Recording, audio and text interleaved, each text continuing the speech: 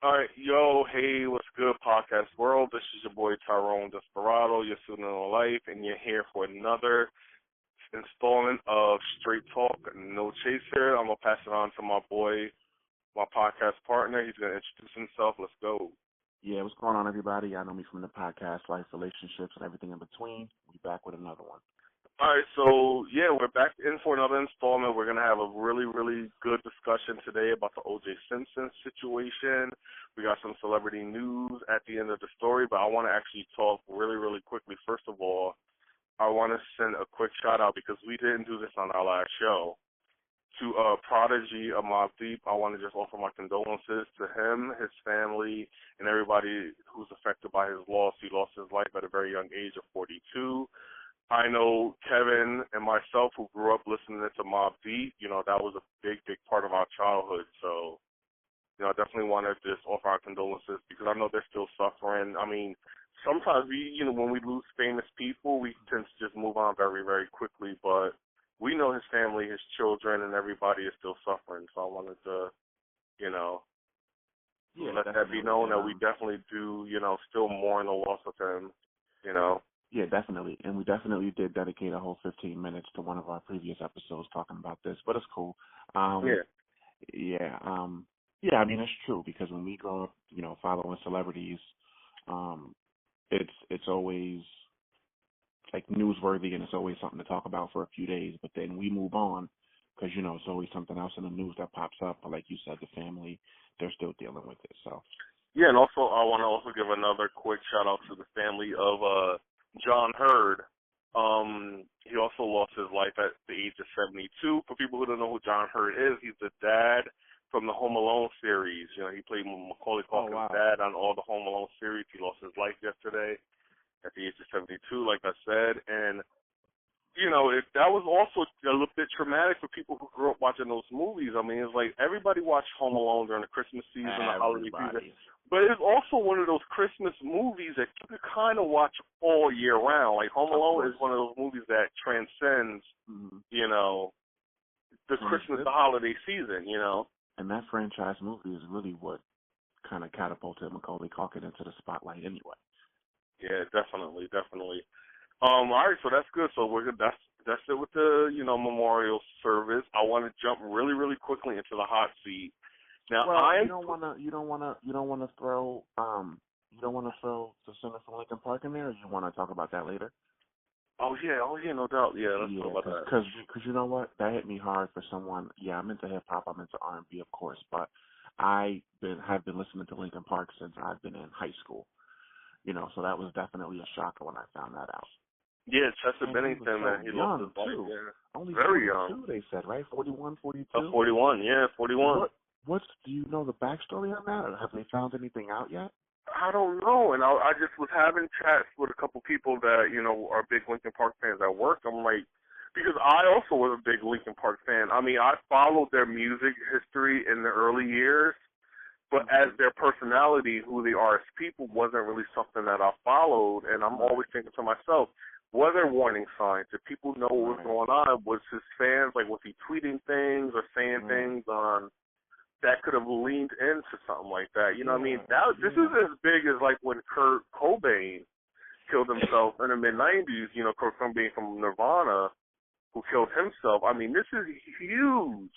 But it's funny because usually when that happens to, the big stars, like your Kurt Cobains, I mean, once it happened, it comes out that they were, abusing drugs and all these things comes out. And even when Robin Williams killed himself, immediately people close to him came out and said, well, he was depressed. I don't remember really hearing anything about this guy. Yeah. And it doesn't seem like people are really coming out saying much right now either. Yeah, and I think what we need to do is we need to start treating depression as a disease, because I feel like when you talk about depression, people who have not gone through it, they look at depression as just being really, really, really sad, and that's not what depression is. There's a difference between being depressed and being sad. Right. Depression is a disease. It is a deadly disease. Mm-hmm. It's like being addicted to drugs or having cancer or having any other kind of potentially terminal disease. Like, Right. depression is a potentially terminal disease. It really, really is, and people need to treat it as such, you know? And the thing, too, is I think most people they don't really associate many things with depression, because a big misconception is that people don't realize depression can manifest itself in many different ways. Exactly. Many different ways. Yep. I mean, no two people react to the same circumstances in their life in exactly the same way. You know, some people, they go out and they seek thrills like drugs or, you know, sexual exploits or, you know, all types of things that you can do, you know, leading from depression. Yeah. We also, you know, and that's actually very true, because we, you know, last February, we lost, I'm somebody who's really into X sports, you know, like BMX, skateboarding, and stuff like that. And we lost Dave Mera last year, and they came to find out after they did a brain scan, you know, he committed suicide, Dave Mera. They did a brain scan of him and found out he had a brain disorder. Wow. That caused him to be depressed and to commit suicide. And that's what I always kind of, you know, tell people about depression is, like, every part of your body can suffer trauma, can suffer illness, can suffer cancer. But what people forget, your brain can also be diseased. Your brain can also, you know, experience viruses and things like that can cause things like depression or schizophrenia or things like that. And people don't treat people who are depressed as sick enough. It's like, just get over it, you know, just, you know, do this, do that, do this, and you'll feel better. No, you have an illness that needs to be treated as such, you know. And I think a big problem, too, with that is when you see someone from the outside and they look healthy, you don't realize what could be going on underneath the surface. And especially with celebrities, because we see them in the public light, we see them with that spotlight on them, and they're so professional and so good at what they do that they know how to turn it on for the cameras. And, you know, it's their job, of course, but you don't realize what's going on behind the scenes. Because a lot, with all of that fame and being cast in a certain light, comes a lot of pressure with that. And not everybody is necessarily always in the proper space when they have personal things that come up to deal with that type of thing. Yeah. And I think it's easy for us on the outside looking in to say, okay, he's rich, he's famous, he has a gorgeous wife, he has 6 beautiful children, he's living a life, he has everything, but that does not cure a disease. So we're still waiting to hear exactly what the situation was. There's a bunch of rumors swirling around that's going on with that story, but I don't like to speculate, especially when someone's lost their life. You know what I mean? So we're not even going to, like, go into all the rumors and things like that right now. And for the people, you know, because, you know, as a parent myself, you know, and it's hard to keep yourself from going there, but you say, oh, you know, this person has a family, they have children, why would they want to do this? And, you know, as a parent, you have to think, a person must be at their complete rock bottom. Yeah. Feel like, you know, knowing that they're leaving their kids behind, just feel like they have no other option or no way out. Yeah, I mean, I agree 100%. It's sad, but, you know. Let's move on. All right, so I think we should just dive into our main topic real quick. Kevin, man, I'm going to let you... Do you want to just spend a few minutes and talk about this Usher thing going on in the media, or do you... we can do it. We can do it. Yeah, let's just... So do you know what's going on with this story? I don't know a whole lot about it. I just heard a fan of Usher who he, I guess, apparently hooked up with. Turned out she has an STD, and she's blaming him for it, you know, So what, I read an article, I read a short piece the other day. I don't recall the source, but what they're saying is there's this woman, and they're not releasing her name or anything, or at least at the time that I read this article, they're kind of naming her as Jane Doe. And what they're saying is that this woman and Usher met up in a nightclub, if I'm not mistaken, in Atlanta. And they hooked up, and reportedly they had protected sex. And then a few days or a week or so later, they met up again in a motel room, and they had sex again, and this time it was unprotected.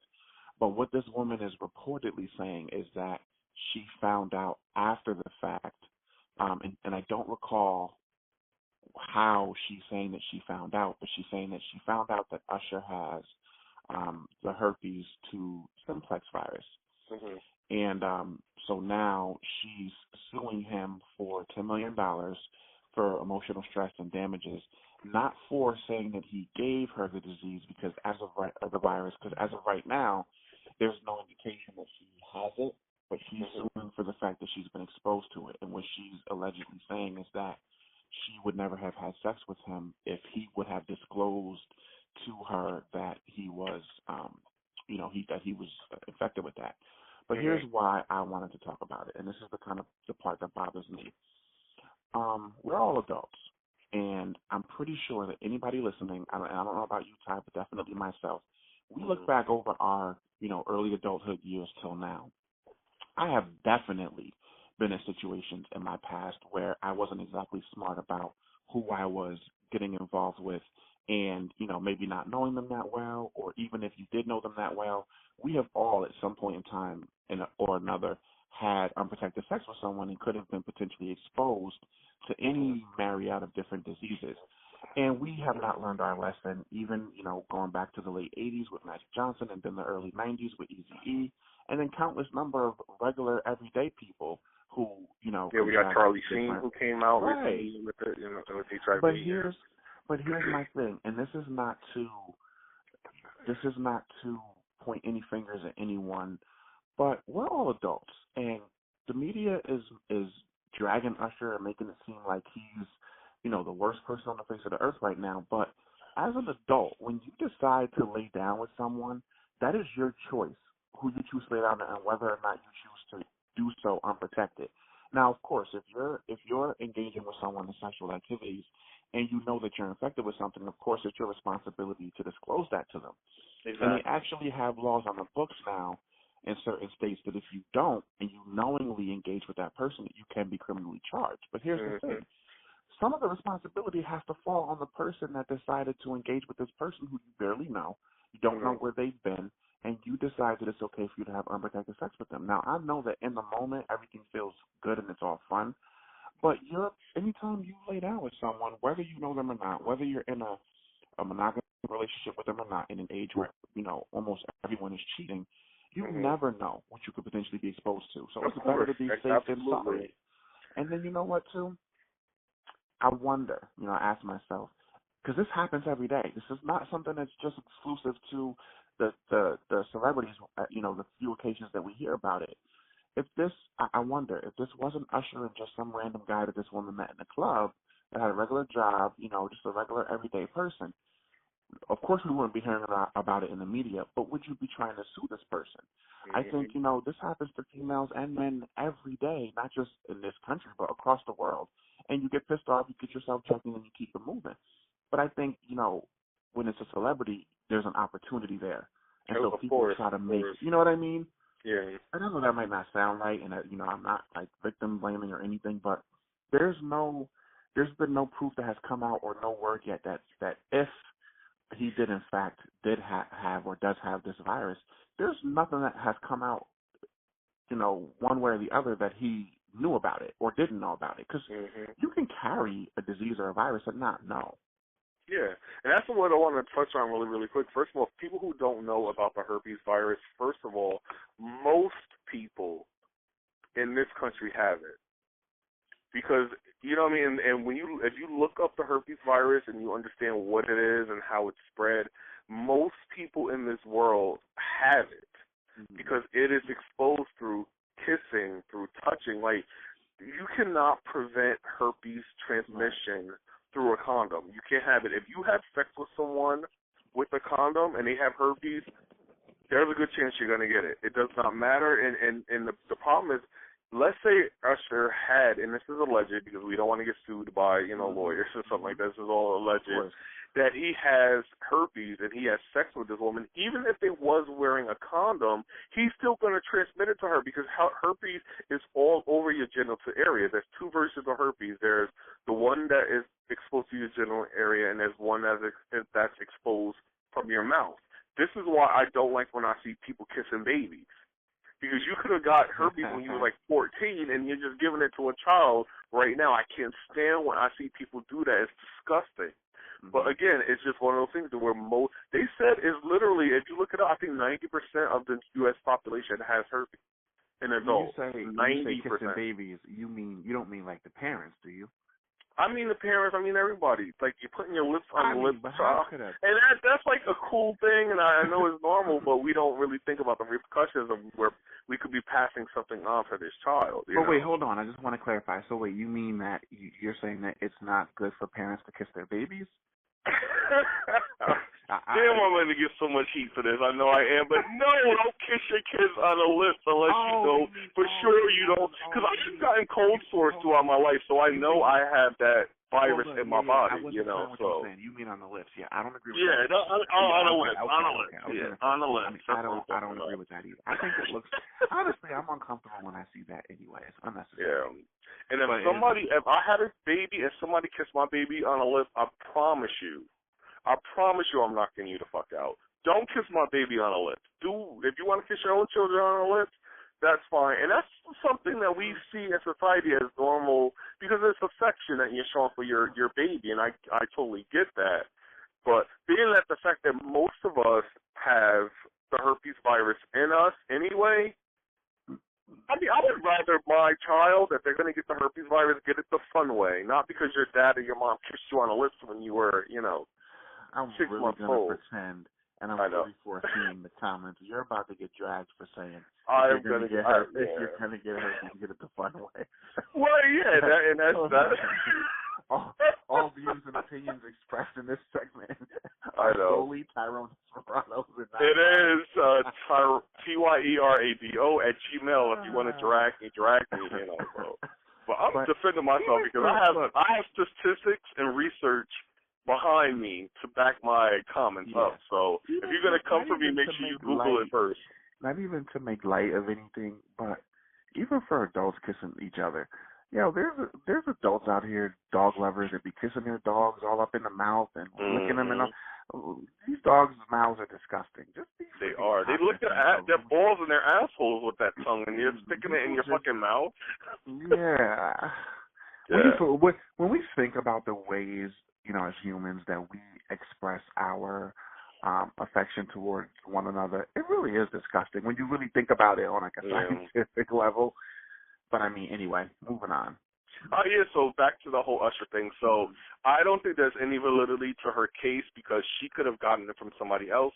Because you can, most of us, like I said, have the herpes virus in us, but either we go through our whole lives without having any symptoms, or symptoms will come and go. So she could have one of those chronic things where there's flare-ups sometimes, and sometimes it's not.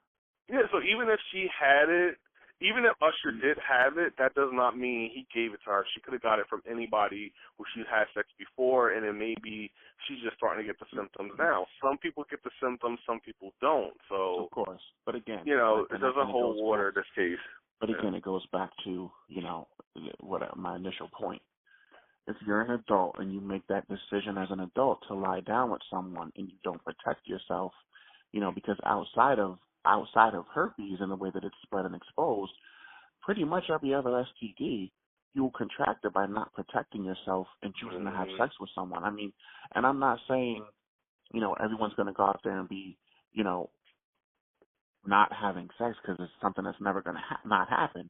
Yeah. But I mean, if as an adult you choose not to protect yourself, you are you should be understanding that you're potentially exposing yourself to something. Yeah. Especially in this day and age. Exactly. So we'll see where it goes. We'll see where it goes, and I definitely want to do a podcast specifically talking about HIV and its exposure, and I want to definitely talk about how it affects the LGBTQ community, because knowing and not knowing is still a huge issue, but at the same time, that's a topic I want to spend a whole show on. Like, I don't want to, diminish it by spending a few seconds on it. So we'll definitely revisit that in the future. And I'll just close with one thing for this segment. And this is, of course, barring anyone who's ever been exposed to any type of disease or has ever contracted any type of disease. Outside of rape victims, I just want to, put that in bold caps. Outside of rape victims, if you're just a normal adult and you consent with another adult, then half the blame goes to you. Half the blame goes to you. If you're not a rape, only rape victims, man or female, only rape victims have no choice. You have a choice. You made your choice. So accept the responsibility for it. Yeah, of course, definitely. All right. So what else we got? All right, so I'm going to do the hot seat really, really quick, and I'll actually put in my own community, the LGBTQ community, in the hot seat. Isn't that crazy, man? Uh-oh. The reason why I put in, our community in the, because I also, even though Kevin is a heterosexual male, the fact that you're an ally and you support us and you ride or die with us, I feel like you're part of the community too. Which, not for nothing, real quick. It just sounds crazy to even have to say that. You know what I mean? Like, we like, it just, to me, it just sounds crazy. Like, oh, an ally of the LGBT community. Look, we're all one. We're all connected. Exactly. There's nothing different from one person to the next. We're all the same. We all deal with the same issues. We all have the same, this just sounds crazy. But anyway, go ahead.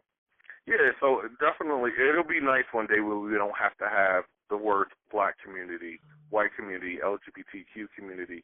But the reason why I'm dragging my community and I'm dragging you hoes for filth right now, because I posted on Facebook the other day offering my condolences to Senator John McCain, who's undergoing a very, very serious brain tumor. And a lot of people in my community, because he's a Republican, came for me. And I'm telling you, like, listen, okay. That's funny. Yes, funny. When I saw your post, I had a feeling. I was like, somebody's going to get him. I had a feeling. But go ahead.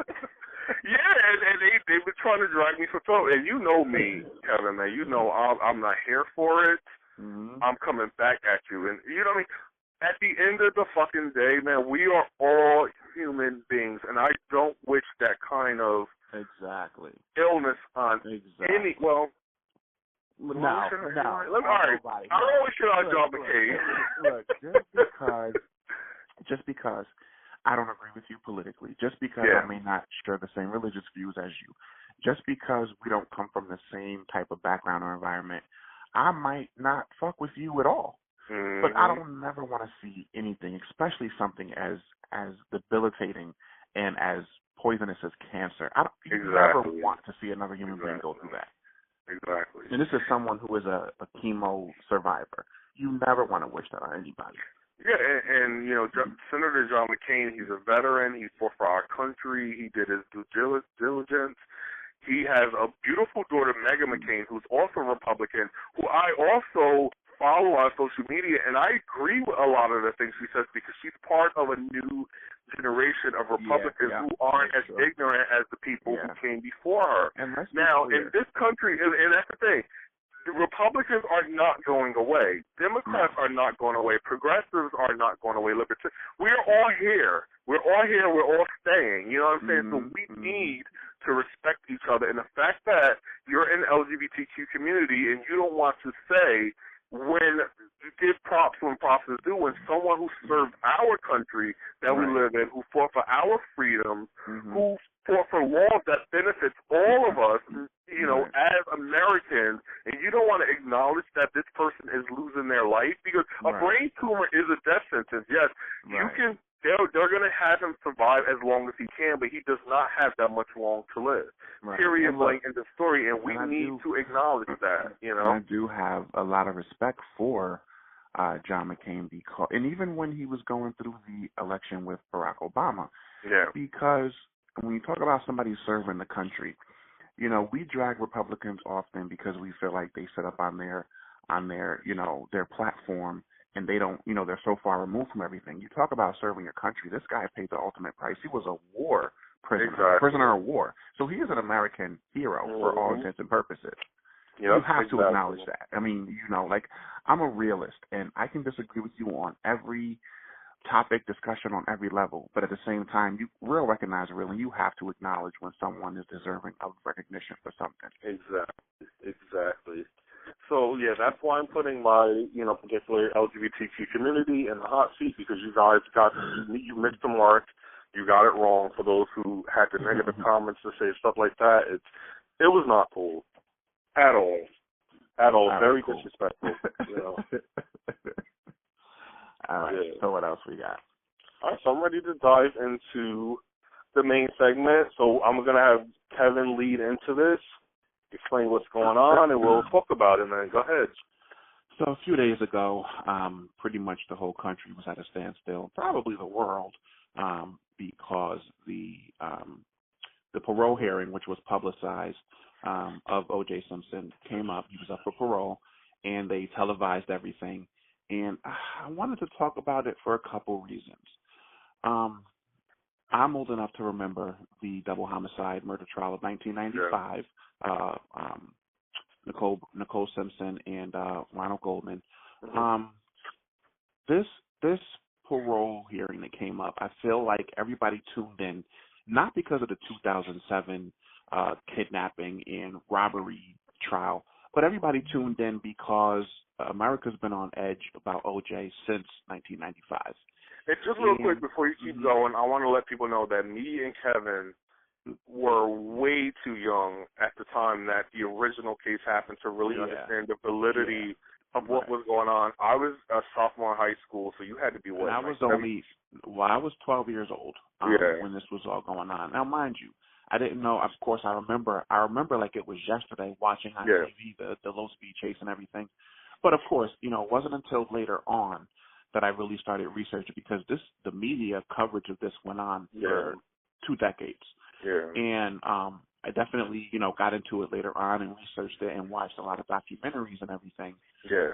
But I mean, I think before we can talk about the whole parole hearing and everything, I feel like it's so connected, because there's no way that anybody, whether you agree or disagree with the acquittal in 1995, everybody has to agree that the sole reason for him being convicted and then sentenced for as long as he was sentenced for in this 2007 case, I feel like was solely because the criminal justice system felt like he got off in 95, he got away with murder, they feel, and so they were punishing him for that. And that's not something that should ever happen in the criminal justice system, but I think that's what happened. Yeah.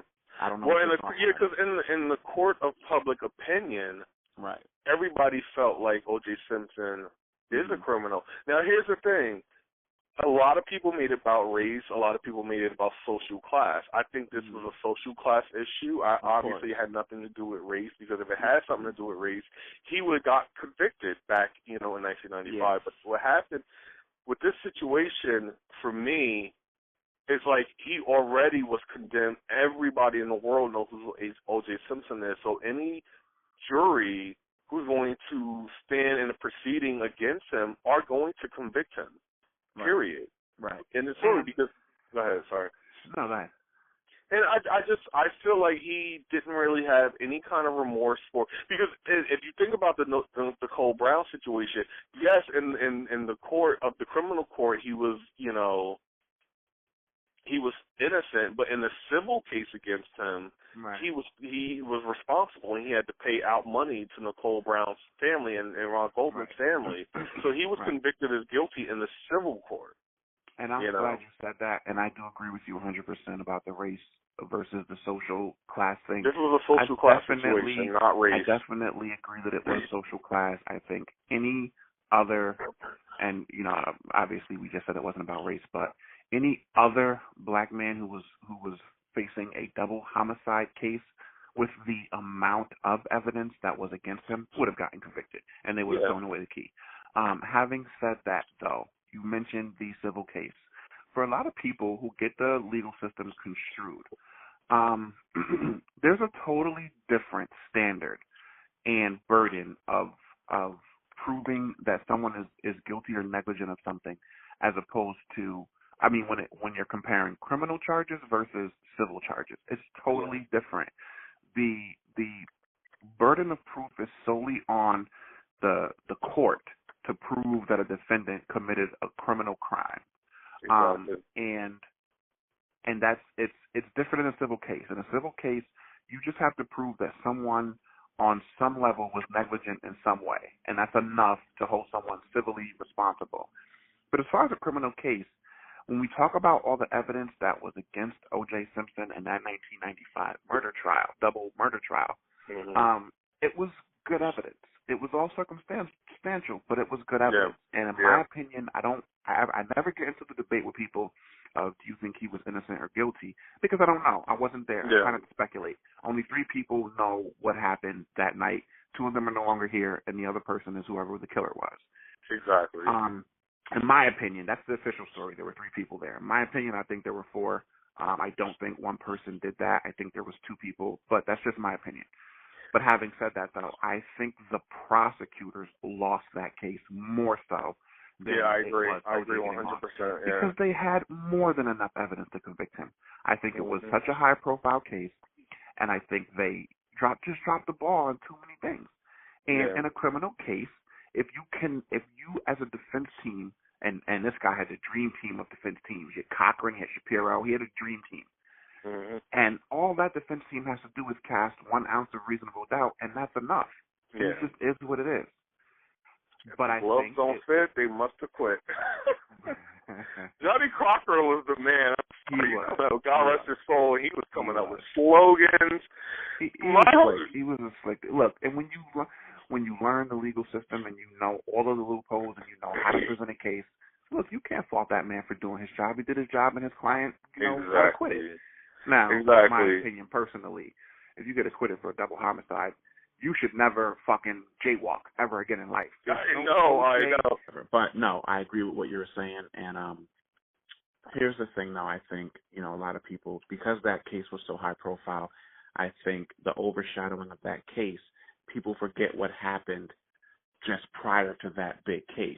Yeah. A lot of, the black community, and you're right, nobody should be cheering, 2 people lost their lives. But I think more than that case was just about O.J. Simpson. I really don't think the black community really cared much about the fact that it was O.J. Simpson. What I think was, in the time coming off of the L.A. riots, coming off of the Rodney King situation, I think black people were just so upset with the criminal justice system in white America at that time that I think that just gave them something to cheer for and feel like they had some type of vindication, because we remember the Rodney King situation. And I think the injustice of that whole case and how that all turned out, I think just created an uproar for people. And that just gave them something to cheer for. It doesn't make it right, but I think that undertone is why so many people tuned in and took the side of OJ. But remember, this is the same person who said, "I'm not black, I'm OJ." Yeah. So like Ty said, he didn't really do anything for our community. He didn't even really identify himself as being black. So I mean, it is what it is. But having said that, though, I don't feel like, for the evidence they had in 2007, for the conviction, the kidnapping, the robbery, and all that, where he was sentenced to 9 to 33 years, I don't feel like that case was strong enough for him to be convicted of. I mean, he's he didn't have a weapon. He was trying to obtain his own property that was taken from him. And I think if it wasn't for the 1995 case, you don't get convicted of this. That's what happened in 2007. I think it was just a way for the system to say, he screwed up. We didn't get him before. We'll get him now. Yeah. Because that sentence is unheard of, even for that type of charge of what happened in 2007. 33 years, up to 33 years, it's crazy. Yeah. Because, again, like I was saying earlier, in the court of public opinion, he already was deemed a criminal, and I feel like there's, typically when someone commits a heinous crime, they will try the case in a different jurisdiction. How do you say that word? Change of venue? Jurisdiction. Yeah, they will try in a different. They'll try in a different location because they feel like the jurors in the particular location where the crime was committed. Exactly. So they decided to move it somewhere else. You can't move OJ anywhere. You know what I'm saying?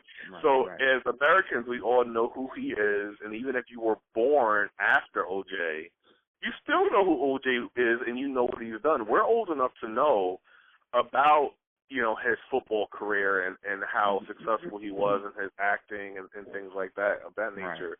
Right. But, even people who were born either around 1995, a little bit before, a little bit after, they are only going to know OJ by this criminal case. Right. And a lot of them now are old enough to serve as jurors. So it's like, I believe that no matter where he went, he would have been, found guilty of this case. So, because we already look at him as a criminal, you know.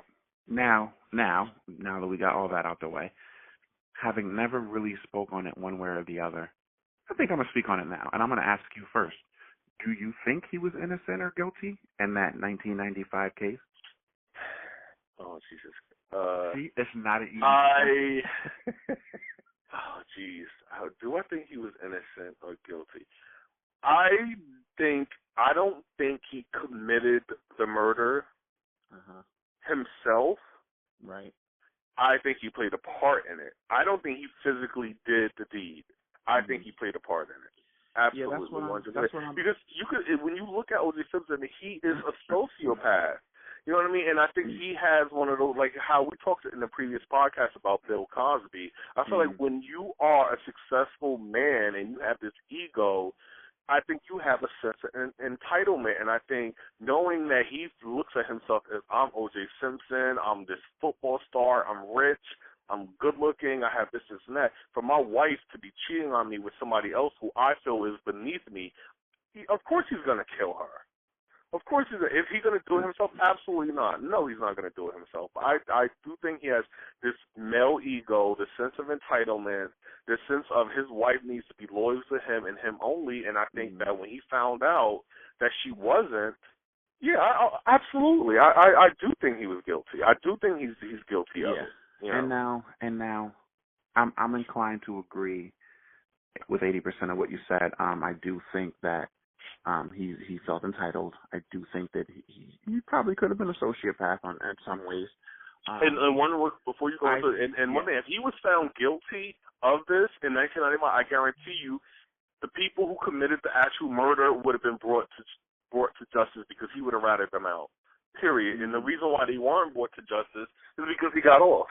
You know. I'm inclined to agree with a lot of what you said because I don't think he did it himself, but I 100% believe that he had something to do with it. He was involved in it, even if he just orchestrated it. You know, I definitely think that he was involved. I just don't think he actually did it. But here's the thing, though. And this is going to sound so crazy. I'm less inclined, because of the circumstances, I'm less inclined to call someone a monster because they kill their spouse and or the person that they have found or believe their spouse to have been cheating with. And I only say that because it's a crime of passion, and we see that all the time. How many women are in prison for killing their husbands because they caught them cheating? How many men are in prison because they caught their wives cheating? It's something that happens. And as a human being and as someone who was married, I know firsthand what that feels like, wanting to kill someone because they betrayed you in the worst way possible. Yeah. That's a human emotion. It's a natural human emotion. And it's so much so a natural human emotion that the criminal justice system even allows for a whole separate set of charges for those types of crimes, and they're called crimes of passion. And I actually have to respectfully disagree with you on this particular subject. With what? The only reason why I say that, because a crime of passion, to me, happens in the moment. This was a premeditated, planned out. You know what I mean? It's like how you say about women who are in prison for killing their husband, usually because they were beating the crap out of them at that time, and they picked up a weapon and used it. No, I'm not what happened with OJ. But I'm not talking about domestic violence. I'm talking. I'm just saying this. I don't think this was a crime of passion because he took time to plan this out, to hire people to do this and do that. It wasn't something that happened like in an instant. And when I think about crimes of passion.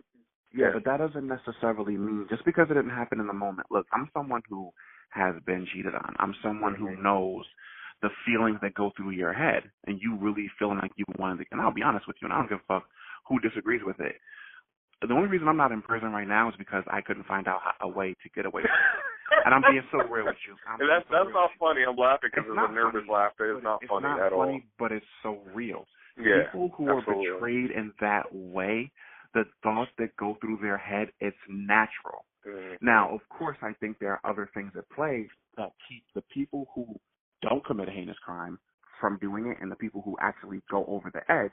Of course, there's something else underlying and something at play, but just because something is premeditated, in my opinion, doesn't mean that it wasn't instigated by that initial act or that initial thing. You know what I'm saying? Like, and I'm not saying that as an excuse. I'm only saying it because it happens every day. Yeah. We have prisons full of people who just couldn't handle the betrayal or couldn't handle what happened. And so they just jumped off the deep end. And for some people, you're only one major stressor away from that being you. That, and I'm not talking specifically about that case, but it could be any of us. It could be anyone. It could happen to anyone.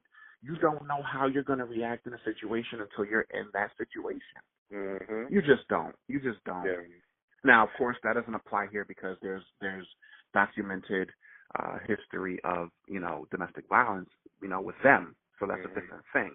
But I'm just saying, typically when I hear about, how I look at people who are murderers and who have killed people, I don't just look at the fact that you took a life. I look at the motive, and the criminal justice system does also. And I was just saying that they have ways to separate out. There's different types of murder charges. There's killing someone in cold blood. There's killing someone, there's premeditating that. And then there's, something that just snaps because of the circumstance or stressor, and it just happens. And that can happen to anyone. It could happen to you as a parent if you see someone doing something to your child. There was a guy a few years ago. He literally caught this guy molesting his daughter, and he killed the guy. Mm-hmm. I mean, anything can push you over the edge. You just never know. Yeah, we all have triggers. But and again, how you say it doesn't apply to OJ case because of previous domestic violence. I just feel like, I think his trigger is his ego. Mm-hmm. His trigger is his ego. And I don't think that kind of thing changes in people. I think O.J. Simpson is a menace to society, and I think he needs to be behind bars. He does. He should have been behind bars for the rest of his life for the murder. Unfortunately, he shouldn't be behind bars for the rest of his life over this case because this case just was absolutely ridiculous. He was convicted in the court of public opinion, not based on facts and evidence and such. And people who are upset of him getting acquitted, you need to stop. This is our justice system. This is how it works. Right. This is how, and it's flawed beyond belief. But I don't think there can ever be a perfect justice system in any country. No. By nature, it's flawed. Anytime you introduce human beings into any system, that system becomes flawed. Mm-hmm. But here's the thing: it's not what you know; it's what you can prove. And even though we, and I'm the first person in line to acknowledge that our criminal justice system is flawed. But on principle, I would rather it be the way that it is because it's not what you know. It should be what you can prove. Mm-hmm. You can know a lot of things, but you need to be able to line that evidence up 100% with what you're saying that person did. And even with it being that way, there are still people who are sent to prison and then years and decades out of their lives later, they are found to have been innocent. Mm-hmm. It just is what it is. It is what it is. And at that time, DNA evidence wasn't really what it is now. I think if that trial had happened 10 years later, it would have been open and shut. Because at that time, DNA was still new enough that the defense team were able to cast doubt on it. And I think that's one of the big things, that kept, that thing from really going a different way. But, I mean, it's never what you know, it's what you can prove. And the prosecutors, for whatever reason or another, they had the evidence that I felt they should have been able to get a conviction, but it's also how you present that evidence. And I don't think they did a good enough job because, look, people, you can't blame O.J. Simpson for getting off. He's a defendant. His team is supposed to try and get him off. Mm-hmm. You can't blame, you can't necessarily put the blame all the way on the prosecutors. But it just is what it is. You got to put some of that blame on those jurors because for people who say, oh, everyone knew he was guilty. Well, what about those 12 jurors? They're the ones who sat in that deliberation room and came to the conclusion that we can't find him guilty. And there have been documentaries, there have been series where they have interviewed some of those jurors, and a good number of them have said, we all thought he did it, or a vast majority of us thought he did it. But when they asked them, why did you acquit? And they all said the same thing. Because the evidence, the way that it was presented, could not support it. And that's how jurors are instructed. They're instructed to look at the evidence. Exactly. Which is what it is. And they did their job, unfortunately. And like you said, the prosecutors, they lost this case. They really absolutely did. And it's and I can't think of the dude's name, the assistant prosecutor on that case. I can't remember his name, the black guy, but he was so bitter. They had him on CNN after the he was approved for the parole, and he's going to get Mm-hmm. out in October. But he was so bitter. He was so bitter. Yeah. But it's like you dropped the ball. You lost that case. It stifled your career. You're bitter. It is what it is. And how the black community dragged him was completely unfair. This man he's doing his job. This is what he's supposed to do. And to their credit also, they weren't ready for a case like that. That was the trial of the century, and that literally was so high profile. Mm-hmm. They didn't have a clue what they were doing, and unfortunately, they were going up against Johnny Cochran. Yeah, man. So this is an ongoing thing. We're definitely gonna, keep you posted on what's going on. I think he's supposed to be out as early as October, they said. Yeah, October. Yeah. What do you think is his life is going to be like really quickly, like after he is released? I mean, where do you go from there if you're O.J. Simpson? What my advice would be, just you're in your 70s now. Just go to a corner somewhere and just live the rest of your life quietly with your family.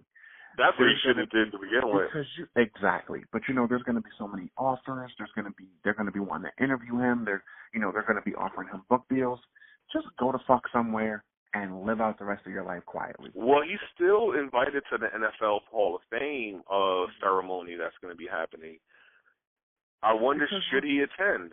Should he go? Should he just say, you know what? No, I just, Look, and you'll have people who are upset about that. Look, I understand the court of public opinion, but criminally, he was not found to be a murderer legally. He was not.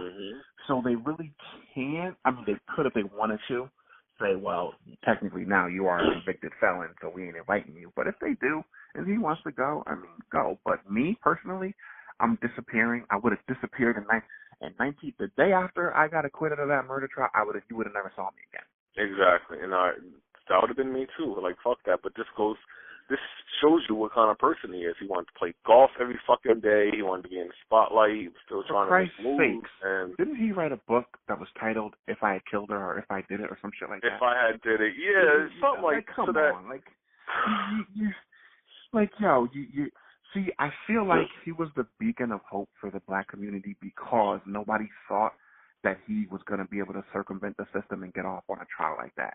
And the fact that you did, now you're going to rub it in these people's faces and the court system and the criminal justice system faces by writing a book talking about if I did it. Dude, just go somewhere. Yeah, go have somewhere. A seat. Have several seats. You know what I mean? Because, have several seats. Just sit your fucking ass down somewhere. Like, leave us alone, damn it. I know a lot of what I said in this segment is going to be cause for people to want to drag me, and it's going to be cause for people to be like, yo, you're fucking crazy. But it is what it is. I have a right to my opinion just like everybody else does. We upset a lot of people in this podcast. It is what it is. Like, everybody's going to be pissed off at us. I meant to tell you, somebody commented on one of my YouTube videos. They were like, "Are you dumb?" Oh, no. Listen, there's going to be trolls everywhere. That's just a part of life now. It is what it is.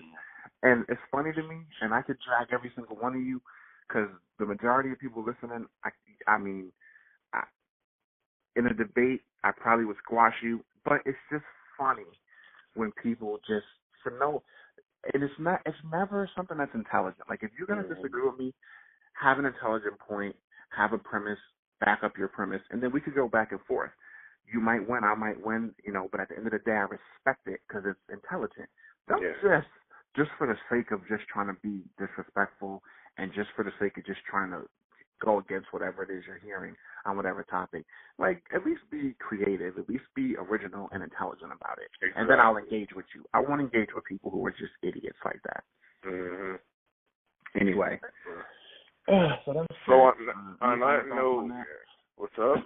Any final thoughts on that segment? My final thoughts on this is, listen, OJ's getting out in October, it seems. They put him in protective custody for the rest of his stay at the prison. And, again, he served his time for this particular crime. We need to let it go. We need to move on. As a country, we are dealing with so many bigger, more important issues. So stop making this about OJ. Stop making this about race. It's a social class issue, meaning if he was not rich and had all of these coins to his behind, would still be in prison for that murder. We all know what it is. It was not about race. Black community, stop praising this damn murderer. You know what I mean? Hold on, allegedly. That's my opinion. Alleged murder. murderer. Wait, we can't say murder because murder is a legal term, so we can't say that. But Alleged criminal person of sorts. alleged psychopathic killer. Sociopath, yeah. Stop praising the situation. He has done nothing for our community but put a blemish on it, in my opinion. Right. I feel like he put a blemish on us, and I think that we need to let it go and move on. This is not a win for anybody. Two people lost their lives. I'm pretty sure even till this day, more than 20 years later, their family are mourning the loss of someone that they cared about. So we need to move on. He served his time for this particular crime. He deserves to get out, if that's what our justice system is saying. And as long as he stays quiet, keeps his nose clean, stay out of the public eye, I'm here for it. I have no choice to be here for it. And I'll be real with you, too. That's my final word. Yeah. Just one last final word. I'll be real with you. Two things. One, I was very surprised because I didn't watch it live. Some people were watching it at work. I watched it later on when I got out of work. I was surprised with how objective the probation panel was, because honestly, I didn't think they were going to let him out, and I was just very surprised. I really want to commend them, that whole panel, because they definitely kept it to that case. The one woman who was kind of heading off the whole panel, she let it be known from the beginning.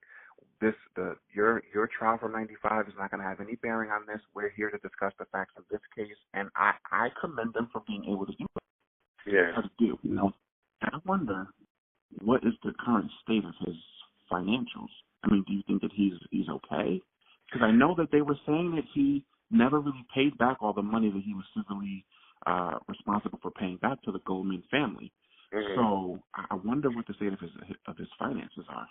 Yeah, that's a little bit crazy, and that's probably what got him into this trouble, because maybe he's trying to recoup his memorabilia from someone else, maybe to make money off of it. I don't know what his network is now, but the big narrative was, and even one of the guys who was one of the victims who had the gun pointed at him, I think his name was Bruce, I can't remember his last name, but apparently, and what O.J. Simpson was saying the whole time was, it wasn't memorabilia that I was trying to get back or that I was concerned about.